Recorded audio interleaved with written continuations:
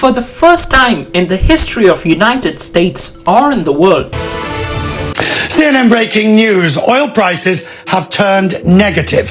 The price of oil went negative. Yes, less than a zero. Let's see how and why. In normal times, the world economy runs on oil. It is so valuable, giving it the name of black gold. But due to recent COVID-19 lockdown, the price of oil fell so low that it currently costs a barrel of oil negative $40. To understand this phenomenon, we need to dive into two of the four basic laws of supply and demand, which is Economics 101. The first law states that if demand decreases and supply remains unchanged, then it leads to lower price. So with coronavirus lockdown of most factories and industries, it kept hundreds of millions of people at home.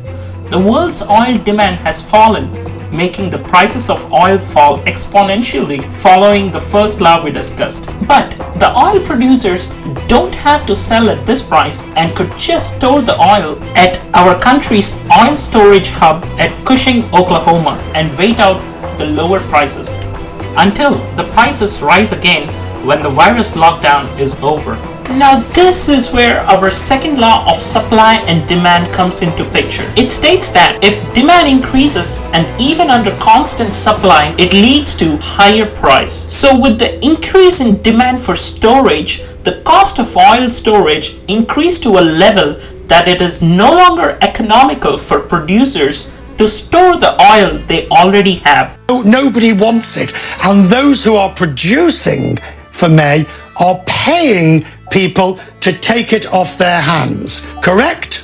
Yeah, the price you're seeing for WTI, there's producers out there that get $3, $5, $7 less than that, and you're looking at transmission costs in the $2 to $10 a barrel mark, depending on where it is. Hence, resulting in the negative prices, implying that they would rather donate or abandon the oil reserves than storing it. If you're thinking it might be good news for consumers, the answer really depends on the state of economy.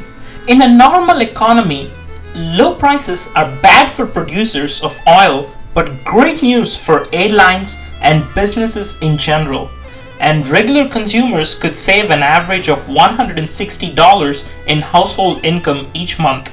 But this is an unusual situation because despite zero or negative prices, the demand for oil is not likely to change, as the fear of virus will not allow people to leave homes and fly or drive unless it is safe to do so.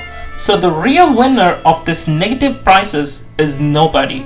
However, the real loser of the situation is everybody.